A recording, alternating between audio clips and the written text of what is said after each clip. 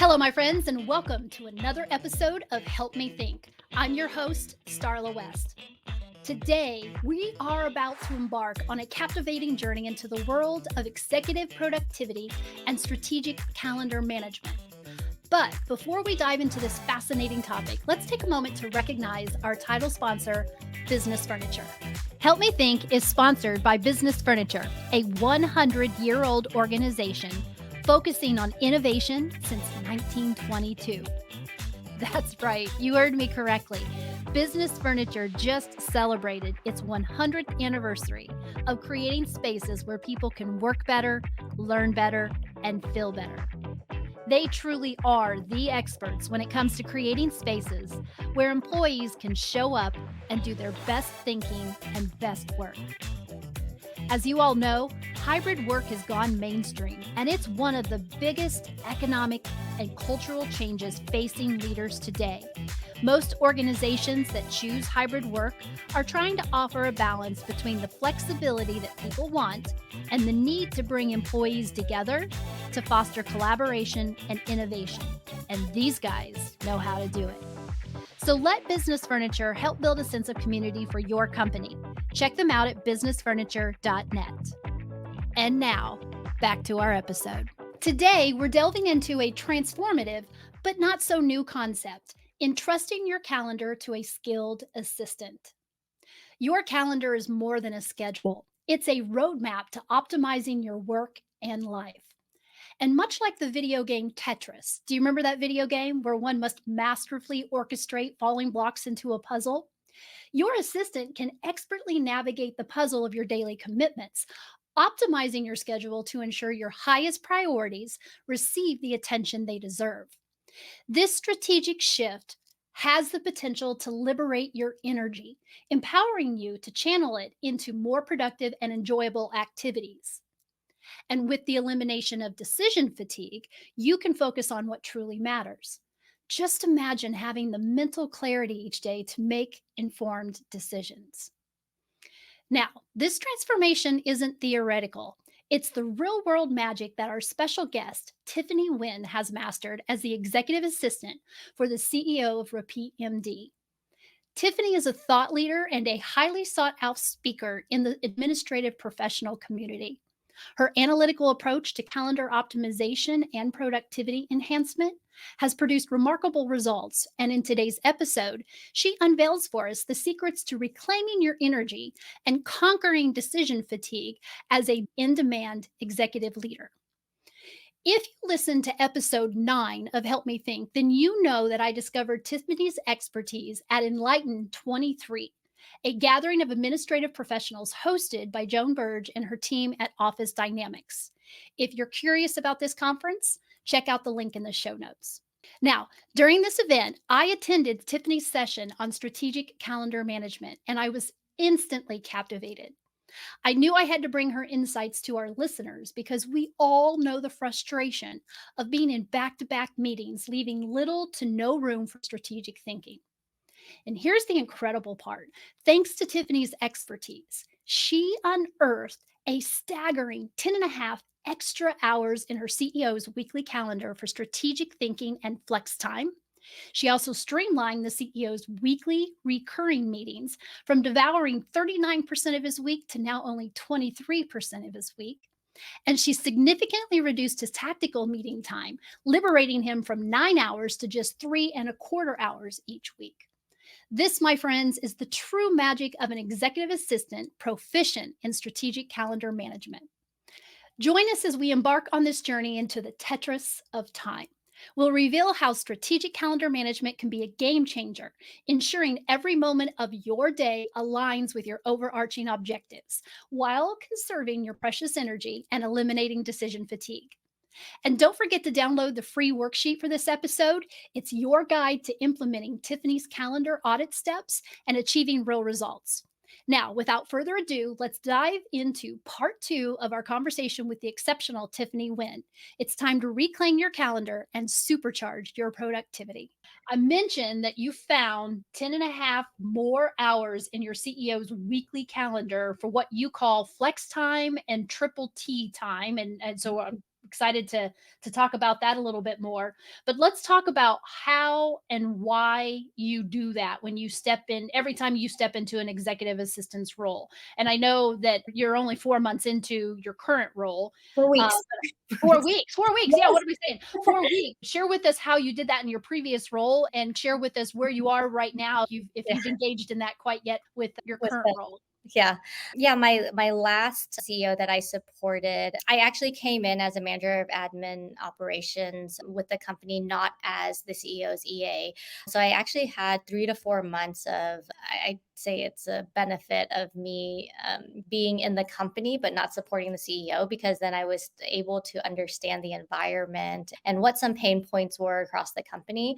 So when I started supporting the CEO at my last company, I got access to the calendar, and just visually, just because I've been doing it for so long, I said, there's just way too many recurring meetings on the calendar. It's eating up so much real estate on the calendar. And he didn't really have an EA before. He had someone like helping him, but it wasn't in a full EA capacity. And she didn't have the develop anybody to develop or guide her, mentor her into being a strategic EA until I got there. He was busy. He said, I'm always so busy, but I'm not productive. And I'm sure you hear that all the time from the executives that you coach, is that they're so busy, but they're not productive. I apologize for interrupting, but I will tell you, I hear that more than I would like to. Yeah. Starla, cannot I just don't have time to just kick back and do the kind of strategic thinking that I need to do because I'm in too many meetings. Yeah. And I immediately will respond with, then it's time to sit down and let's take a look at your calendar and let's figure out how we can make some changes. And then that's when I will ask, pull your executive assistant into this. Let him or her help you figure this out. Now, some will do that, some won't, but that's usually the complaint. I'm in way too many meetings. Yeah. And a lot of Yeah. the meetings they wanted. So but yes, so that's I just started supporting the CEO, and he is very data driven. And so I couldn't say, hey, my EA intuition, my EA spidey senses are going off and you're in too many recurring meetings. So I needed a data driven approach to show him that there is a problem. Mm, And he already told me the problem. I'm in too many meetings. I'm busy but not productive, and so that was the problem that I was trying to solve. And so how I okay. was trying to solve that is going to be very data driven, because we didn't haven't had time to build that trust yet, where he would trust my EA instincts. So I needed to come up with a different approach in terms of showing him how he's spending his time and energy. Energy is a big one, because where the energy flows, the energy goes. I can't remember what the saying is, but that energy saying, and the time is just, I think, the tip of the iceberg. It's more of the energy draining part. And so when I started doing the calendar audit, and I was in Outlook before, now I'm using Google Workspace in my current role, and Google Calendar has something called Insights. And it's exactly my calendar approach, but I'll still explain it in Outlook. But I looked at his calendar. I started categorizing his meetings. First, I was categorizing recurring versus non-recurring. And then I wanted to do a little bit deeper, and I did tactical versus strategic. And so there's a couple layers to this onion that I was peeling, because recurring and non-recurring just wasn't as granular as I needed it to be. And it was, maybe it will help with the time, maybe, but I just needed more context. It's that context part. And one on ones doesn't mean that it's not productive, or recurring meetings doesn't mean that they aren't productive. And so Mhm. I started interviewing the meeting owners.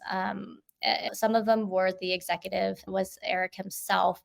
And I asked him, what meetings drain you? What meetings on your calendar just suck the life out of you, and you just don't want to be there, but you feel like you have to be there? And when he told me which ones he did, and I asked him, why does it drain you? And he told me why. And I had to sit back and think about some of that, because I don't think people sit back and think about what drains their energy and what gives them energy. Because some meetings give the executives energy because they're super passionate about marketing, or Mhm.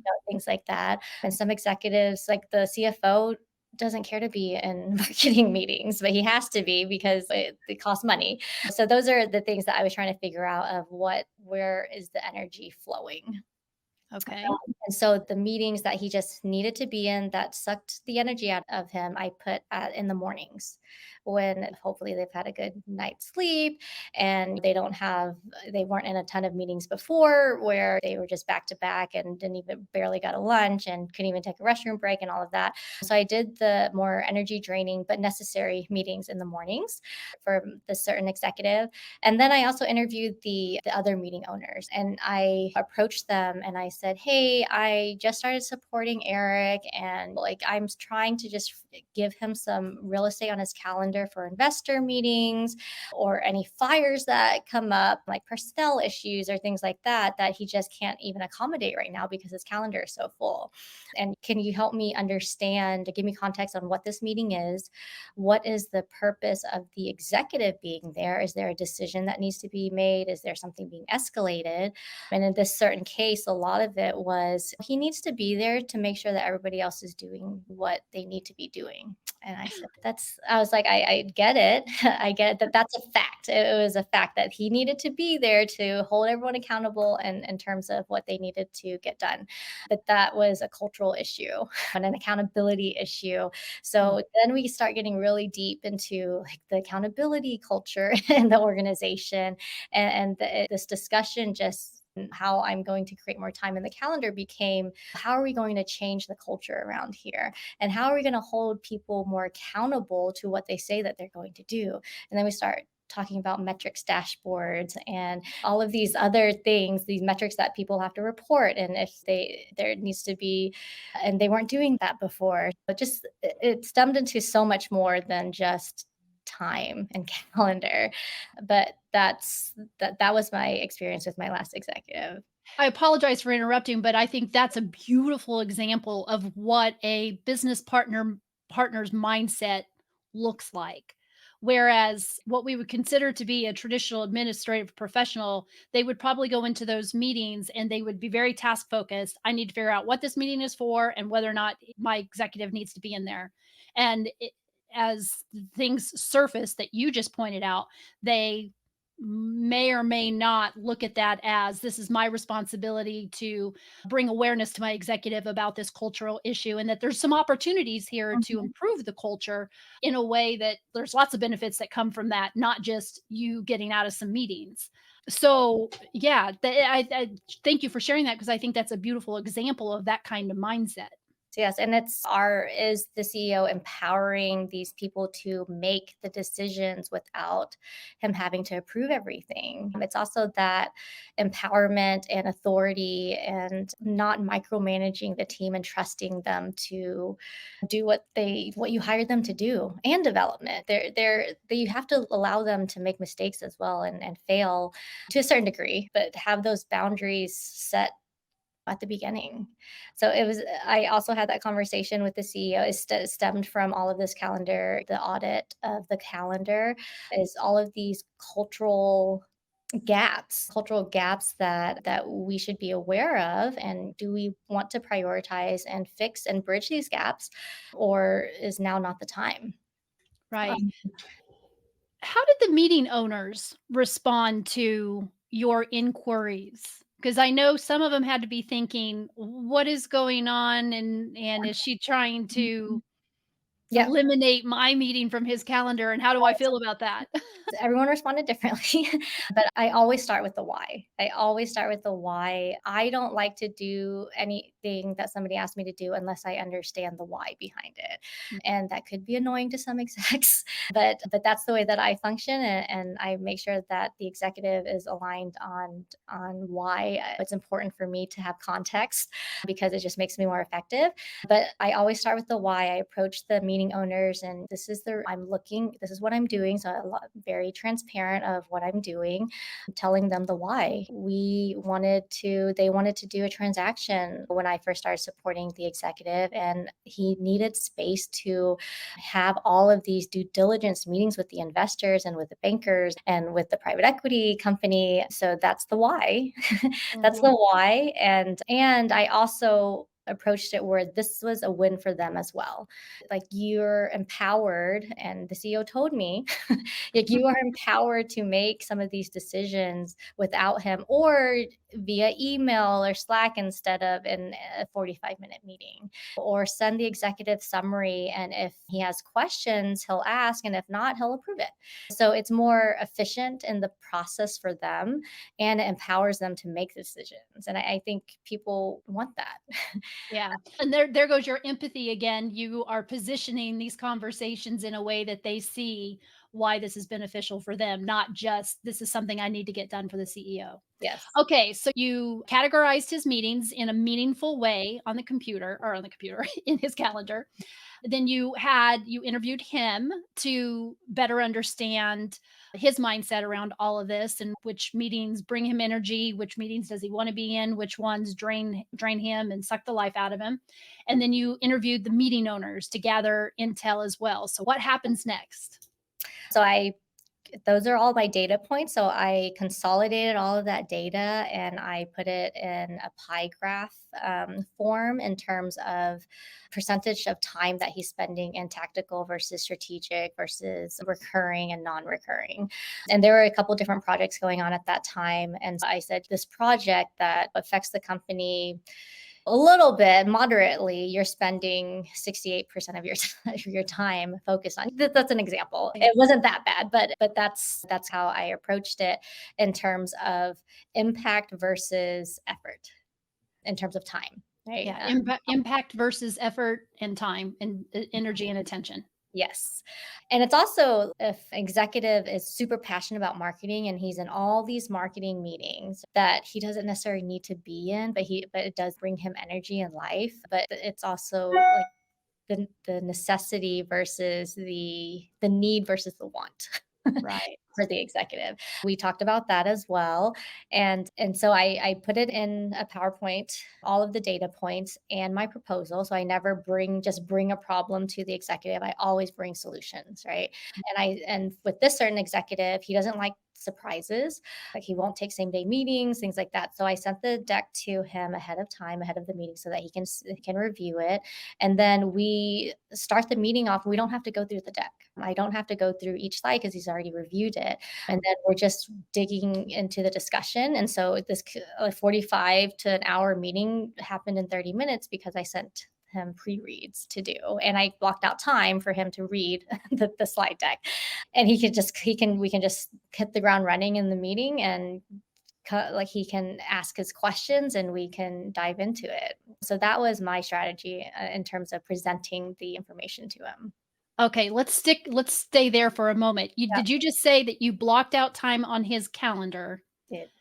and that time was your instruction to him to review the slide deck? Yes, I'm a huge fan of task blocking, but not just, hey, read your emails, read this very specific email and respond to it in this 10-minute window that I gave you. And I was lucky. My past executive did exactly what was on his calendar, and That not was gonna be my question. So, you had an executive who you could time block for, and you knew certain tasks that needed to be done, and you got to a place where you knew when to best put them on his calendar, and he would look at his calendar and see that she's put a task here, this is something I know I need to do, and he would actually do it at that point in time. yes, he would. He That's would. impressive. That's Because the impressive. trust was there, but he was also he came from military, and he's very structured, and he everything was on the calendar, and it was so structured, right? Not every executive's like that. My current executive's not exactly like that.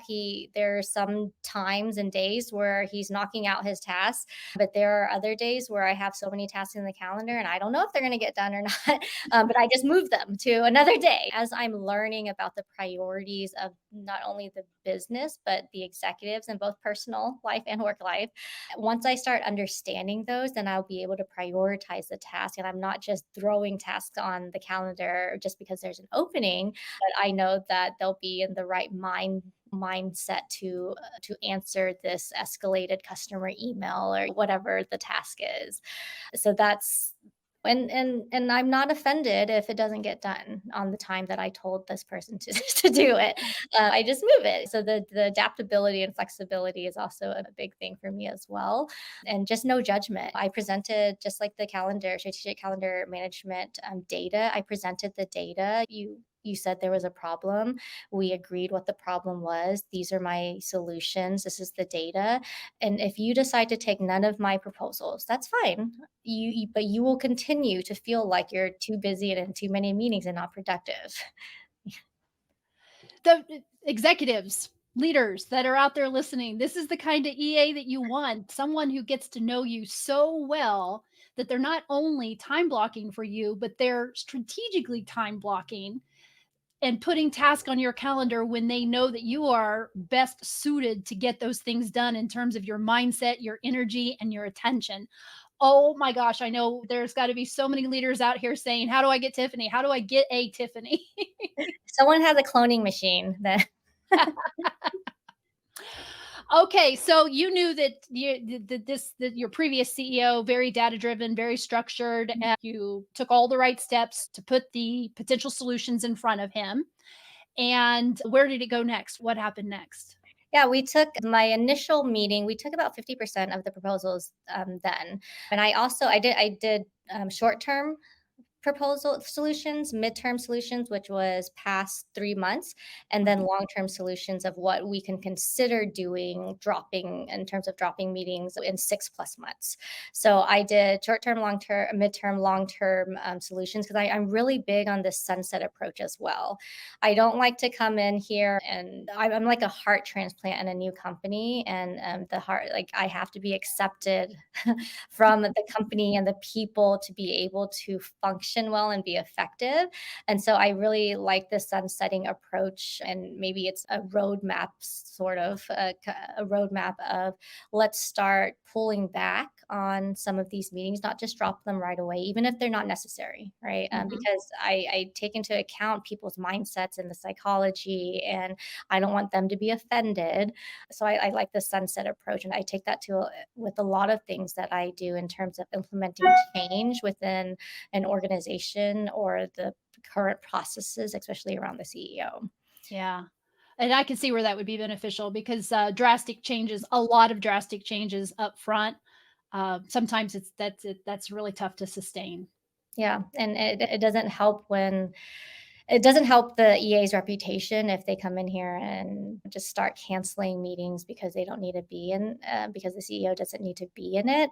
Because and I'm supporting founders right now, so accessibility of everyone in the organization to the founder CEO is something that I take into account as well, because that's a huge shift and change for them, and especially an ultra high tech growing company that can happen really fast. So the founders work with, maybe it was a team of 5 at the very beginning for 2 years, and then it grew to 200 in 6 months. That's a big change. Right. And not everybody's going to be able to have the kind of access that they had early on in the beginning. Yes, and there's a difference between the CEO being accessible. I don't believe that the CEO needs to be accessible to everyone at all times, but Mhm. approachability is something that I think every CEO should have. The for the everybody in the organization to be able to approach the CEO, but not necessarily access. They don't need to access them to do their job. Yeah, well, that makes sense, and I suspect there's lots of executives out there that would agree with you. Mm. So then, which of your proposed solutions did he accept, and then how did you implement them, and what was the impact? Yeah, so there were 2 big project, meetings on his calendar. One of them had daily 30-minute daily stand-ups and weekly tactical meetings for this one project, and the word tactical in a meeting already just this is a red flag for me, when it comes to the CEO being in a tactical meeting, because I can't imagine that the CEO is owning any tasks. So that was the first one, is having, and a lot of times they put holder invites in the calendar in case the CEO doesn't show up to the first one. If we resolved that, then there wouldn't be duplicate meeting invites in the calendar. So it's my commitment to the meeting owners that the executive will show up to the first meeting. Can we let's get rid of the second one later down the week, or can we reduce the time for these meetings because you'll send pre-read materials ahead of the meeting, and they can ask questions even before the meeting starts, and maybe this can be done asynchronously through email or whatever channel that you want to do it through. So it's helping also the meeting owners be prepared for the meeting so that you're not spending the first 15 minutes going through the material. Yeah, so you're supporting everyone else at the same time Right. to be successful and get the outcomes that they're looking And it for just the provides more structure. There's a lot of the meeting owners didn't have agendas for the meetings. And so I started pushing people for agendas and pre-reads and briefing, and it was just a more effective system. Yeah. So in this system, did you did was it continued to be allowed to put things on the CEO's calendar, or did you lock that down so that when things got onto his calendar, it was because you put them there or he put them there? Right. I blocked all of open time on the executive's calendar, and I do that now because I don't want people throwing things on the calendar because there's no way I can strategically manage if I'm not deciding where the meeting will go and when the meeting's happening. And there's a lot of pieces. A meeting can't happen until other meetings happen. So there's a lot of moving pieces, and I'm the only owner of the calendar. The executive doesn't touch the calendar, does not give availability. That's what makes it really hard. I know with some EAs and execs as well, because if somebody goes directly to the exec and asks for time, then they'll give it to him. And the EAs, no, I was holding that time for something else. It's hard. There needs to be one owner of the calendar, and it needs to be the EA. And the executive just can't. They just have to funnel all requests to the EA. So, have you had any difficulty getting some executives to buy into that? And the reason I ask that question is I know I have individuals listening to this podcast right now who are executives and could never fathom the idea of being able to put something on their calendar if they wanted to, or just they operate on the fly. They're that people person who is moving so quickly that they are just comfortable putting things on their calendar or moving things on their calendar, and I see those individuals as being the difficult ones to get on board with that. Have Yeah. you ever been in that situation with one of those types of executives? Not directly, but indirectly. I've mostly supported C-level execs, and a lot of times they've already had EAs before, and so Mhm. they understand pretty much how to utilize one. But I have worked with other EAs that had executives like that, and it does make it harder. So I think just having the executive understand that it's just not as effective and not as efficient. They can do whatever they Mhm. want. They can throw things on their calendar if they want. It just makes it's just again not effective and not efficient if there's so many cooks in the kitchen, Yeah. right? Well, Um, my suspicions would be that they would start to soon see that they're actually the problem, and the reason I say that is because early on when I started my company, I would set these rules for my calendar because I know my most creative time when I have the freshest mind and I can sit down and either problem solve or create the things that I need to be creating in this work. I always Mondays and Tuesdays, and so I would say to myself, no meetings whatsoever on Mondays and Tuesdays. Those are my times in the office. And then next thing I know, I'm out at an event and somebody says, "Oh, really? The only day I can meet is Monday." And I'd be like, "Oh, okay." And then I'd put it on the calendar and then I'd look at the calendar in a couple weeks and I'd get so bitter because I'm like, "Why did I do that?" And so I realized I was the problem. yes. And when I got an EA, the first thing I handed over to her was my calendar and I just said, I can't trust myself. These are rules, but I can't seem to follow them. And she follows them. She has no problems looking at it at people saying, I'm sorry, Starla's just not available on Mondays. We're gonna have to look at Wednesday, Thursday, or Friday. And so a lot of times I know the work that I'm doing, I'm having to help the executive see that their calendar is a lot of times the challenges that they're having or the complaints that they're having, it's because they're the problem. Yes. If they just trust their EA to be the sole owner, they would be so much happier on the back end.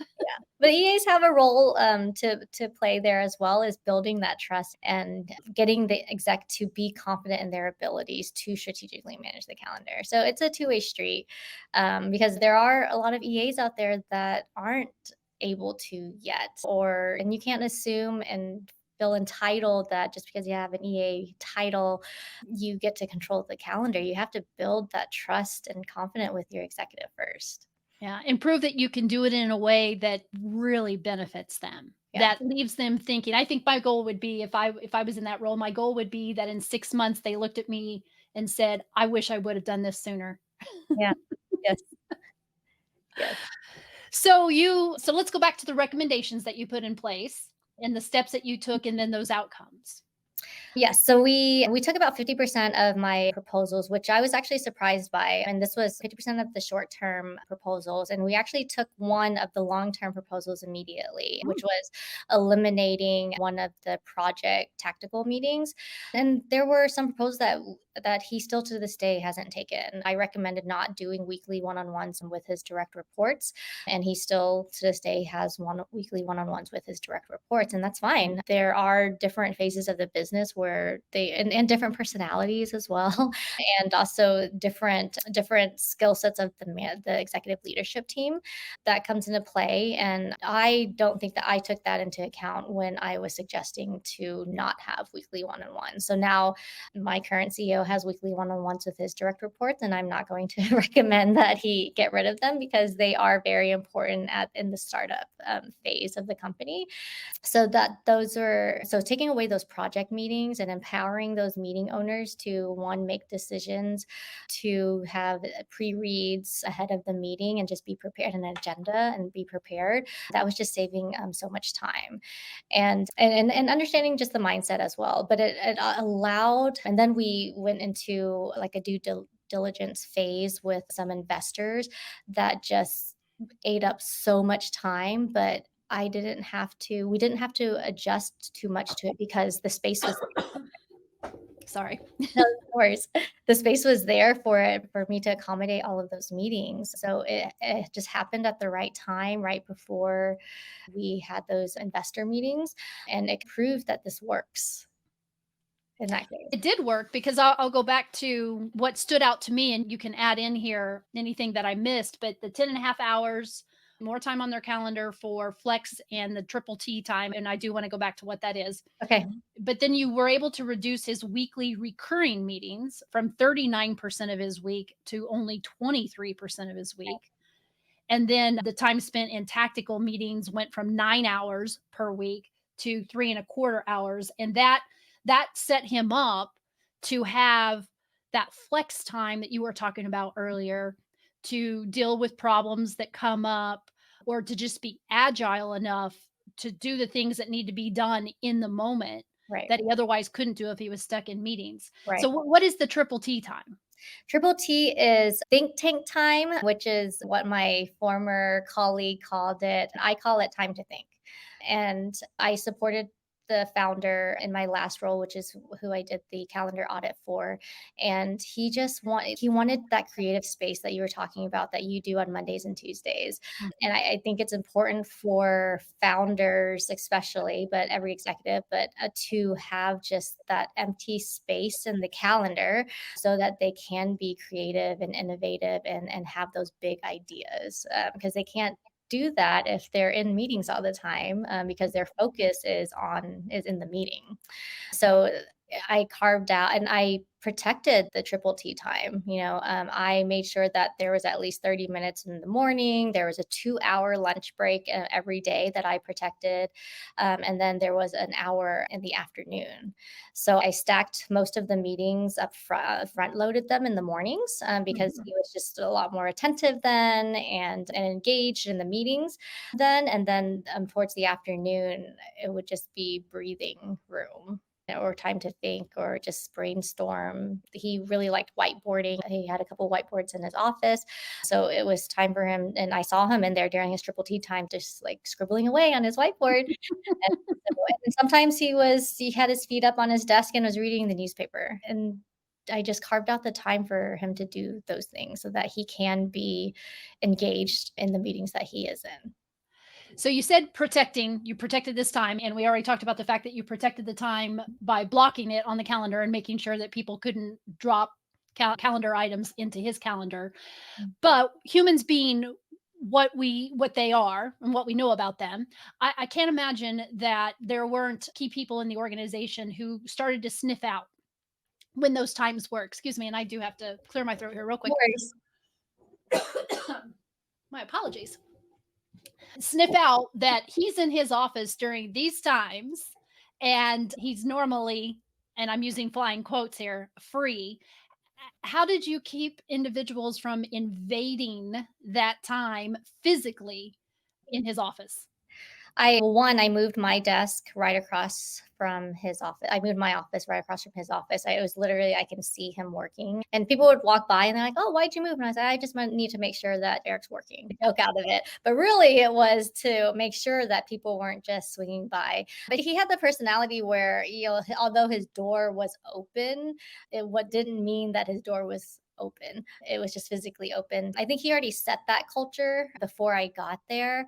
Mm. But if it's I'm trying to think of recommendations for the execs that are more my door is always open kind of mentality and culture.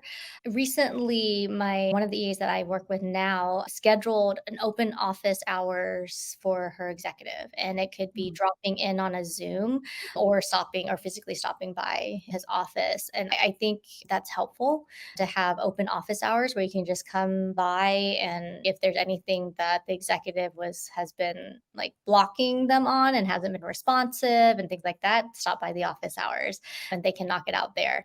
That might work for some executives, some it won't. But I think that I thought it was a great idea to have open office hours for executives. And maybe it's weekly, maybe it's biweekly, maybe it's monthly, I don't know. And then so everybody knows that it's okay to go in there. I haven't had anyone that really disrespected the like they didn't like barge into meetings that the executives in. But in one of the my webinars that I did, somebody did say that someone just barged into the meeting and just started talking, and that's a cultural issue to me. I don't think that's the whole like ownership of the EA to fix. I think it's definitely a conversation that the EA should bring up to the CEO. Be like, hey, like we should stop allowing this. And I always use the word we. It's never like you, because like we're a team and then Mhm. this is one job, two people, but we should really not let this person barge into in the middle of your meetings anymore. You're that if you're allowing it to happen, then that's empowering them to keep doing it because they think it's okay. You're absolutely right. The only thing that's going to address that and remedy it is a Right. conversation that executive needs to have with whoever Right. is making that decision. That's Right. the only thing that's going to fix it. No EA or anybody else on the team can fix that. Yes. So yeah, it's the boundaries, right? It's drawing those boundaries and aligning the boundaries with the executive. And sometimes you do have to protect, but sometimes you do have to allow certain people to have access to the CEO just for morale, just for the culture building as well. Just understanding when it's good and when it's not. Also, just aligning with the executive. Hey, I know you're in your brainstorming session. Is it okay for people to stop by, or you're hard no right now? Things like that. Yeah. You're in your new role, I am. 4 weeks in. Yes. Have you done a calendar audit or initiated a calendar audit yet? And if so, how did you gain approval from your existing CEO or your new CEO? Because I'm sure I've got people out there that are wondering, how does she convince her executives to let her do this? So there's a couple questions there. I'll let you go wherever you'd like with them. Sure. Current role is not going to be a good example. I do see some problems already, but it's still too soon for me to surface them. I still need so much context in terms of what's going on with the business, the priorities. I'm still in that just absorbing like a sponge information. So it's too soon for me to do that. I do see some inefficiencies that we could probably approach, but that's not going to happen for, I would say, another 30 days. But I am doing a 30-day review in terms of Phil giving me feedback on what's working, what's not working, what should I Mhm. continue doing, what should I stop doing, and also feedback from me to him of what's working, what's not working for me, and what are roadblocks for me 30 days in. So Okay. we'll have a 30-day, a 6-day, and then a 90-day check-in. And that's the onboarding timeline of what we have right now. But formally in my last role, I didn't ask for permission to do the calendar audit. Generally, I am a person, I'm pretty assertive, but I'm generally a person that asks for forgiveness if I do something. And I don't just do it because I just feel like doing it. I always have very objective reasons and a business case behind everything that I do or every decision that I make so that I can back it up. And if it was a mistake, it was a mistake and I learn from it and I don't make that mistake again. But I didn't ask for permission from the my last CEO. Like I said, I was there for a couple of months already. So I had already built some relationships with the people across the organization. And I told him I was doing it. I said, I'm going to do a calendar audit. You presented me with a problem. This is my approach on finding a solution for this problem. And that was the approach. So for here, I actually don't have to do a calendar audit because Google Calendar has that insights capability, which Mhm. is great. But I did relabel all of the colors in his calendar. And we talked about that on my first week. When I was here, is what each of these colors mean, and Google, you're able to label like in Outlook as well. You're able to label it, and it's pretty intuitive. Like I put family time or personal time, triple T time, task time, whatever. So we aligned on the colors and what they mean, and so now it's just I think in 30 more days, we'll take a look at how he's spending his time and energy. And if there's a lot of executives that say, "Oh, I don't have a problem with my calendar." But then everyone else is like, "Oh, he's always showing up late." And people feel like their time is not respected if executives are constantly running late to meetings. But they don't understand. They don't see it that way. They're so involved and passionate and the discussion of the former meeting and they just forget, right? And so Mhm. the EA should understand that if they're a very passionate executive and always diving deep into discussions, have some buffer time in between meetings or be proactive and say, hey, give them the meeting owners a heads up. Yeah, and you know what? That I'm so glad that you brought that up because there are those executives. We all know, the type of executive that you're talking about, who they are the people person, they're extroverts, they're very passionate about what they're doing, and it's all coming from a good place. If they're in a meeting and that person or the group that they're in a meeting with needs more time, and they see that as legit a legit need, Right. they're not gonna cut that time off, and that's gonna make them late to the next meeting, which then is disrespectful, like you said. Yes. So how would you have good strategies for helping EAs manage that if their executive is a lot like that? Definitely buffer time. And I'm new in this role and still trying to understand my executive. And he's very much like that in terms of like very passionate. He likes being in discussions. And I don't want to take that away from him. This is how he got to where he is today. This is how the company started. So I'm gonna build in that buffer time if I can, Mhm. build in the buffer time, or if I see that he is running over and he's too engaged in the conversation to slack me and say, hey, tell the next meeting that I'm going to be running late, then I just do it proactively. And everyone always messages me and says, hey, do you know if this person is going to be attending? And I was like, yeah. But in a virtual environment, I like to do not only 10-minute reminders, but also 5-minute reminders and a meeting is starting reminders. So there's 3 reminders. 15 minutes I think is too long of a reminder because in 15 minutes a lot can happen and they'll get distracted. And so I like to do those 3 reminders, but I also do like to do the buffer time and what else? Or strategically schedule those what you think the topics, those meetings to it on the like Monday afternoons or Friday afternoons when they're able to have the space for this to run over Okay. and not to get interrupted. Yeah. And my suspicions are the longer you work with your executive, you'll start to notice the patterns, Yes. or the trends, or when are they most likely to Yes. let a meeting go over and be late, and when are they not? That's when you start developing the mind reading skill, but it takes time. If there's a mind reading skill set, there's like executives have their own language, their own Mhm. personal language, so it's understanding that. It all takes time. But you have to be very cognizant of what information that you are soaking in, and how you're going to use that in your approach to support the executive. So let's wrap up this conversation with probably a conversation that we should have had in the very beginning, but it's also going to be a great conversation to end with, which is the psychology behind all of this. And more than anything, what's in it for the executive?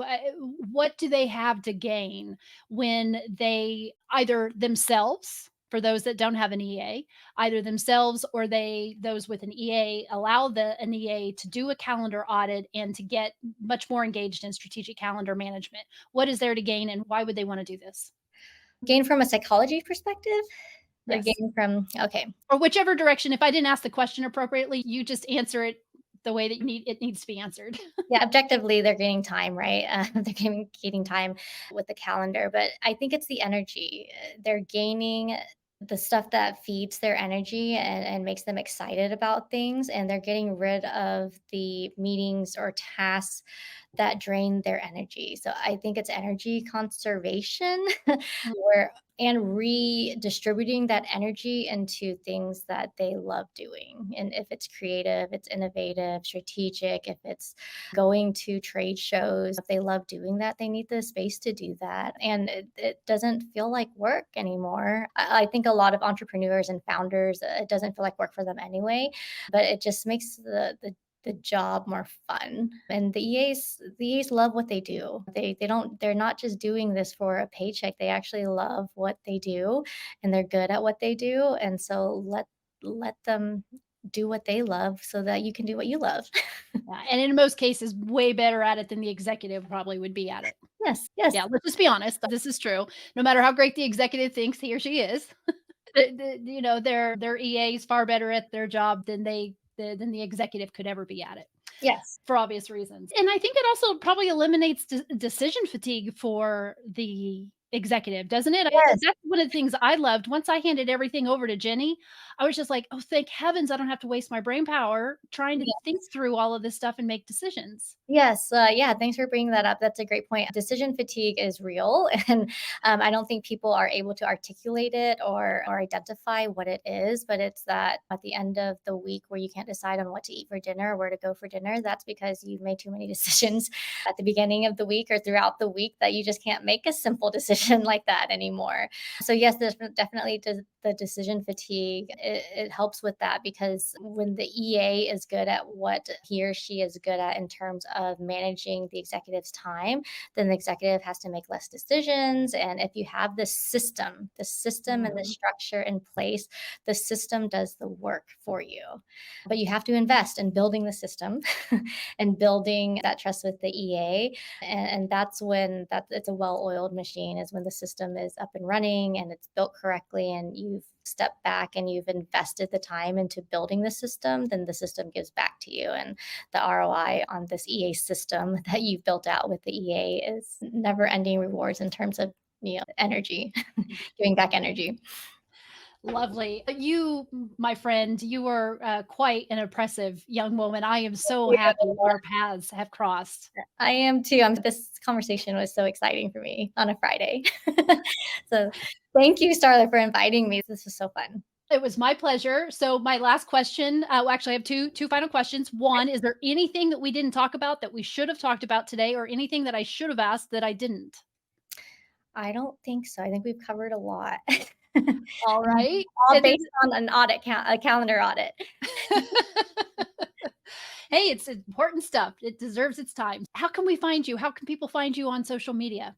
Yeah, We want to connect with you. I'm on LinkedIn, so I'll send you the link that you can share with your listeners and viewers. But that LinkedIn is the best way. Okay. Yep. I will make sure that gets into the show notes. Yeah, happy to nerd out about any of this stuff with anybody. So please feel free to reach out. Absolutely, absolutely. We'll make sure that gets into the show notes. Thank you again for your time. This has been a wonderful conversation. I've thoroughly enjoyed it, and I look forward to having you sometime on the podcast again. Thanks, Darla. That's a wrap for today's episode. Head on over to starlawest.com/podcast and drop your thoughts in the comments section. I'd love to hear how you felt about today's discussion. And as always, that's where you'll find the free worksheet for this episode and links to any resources we mentioned today. And by the way, if you're an executive who is ready to invest in the professional development of your assistant, I have 4 conferences to recommend. Links to all 4 will be in the show notes. And while you're hanging out on my website, don't forget to sign up for your no cost online account. By doing that, you'll be the first to know about all the incredible free resources, upcoming events, online courses, and new products I'm cooking up just for you. Now, let's talk about how you can help me keep this show going strong. It's simple. Hit that subscribe button on my YouTube channel. Subscribing there is a super easy way to show your love and support for the podcast. You can also subscribe to Help Me Think on Spotify, Apple, and Google. We're everywhere, so you're never going to miss an episode. I want to shout out to our fantastic title sponsor, Business Furniture and Company.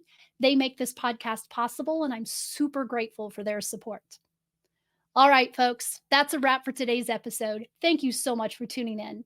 I'm your host, Starla West, and I can't wait to catch you next time on Help Me Think. We'll see you soon.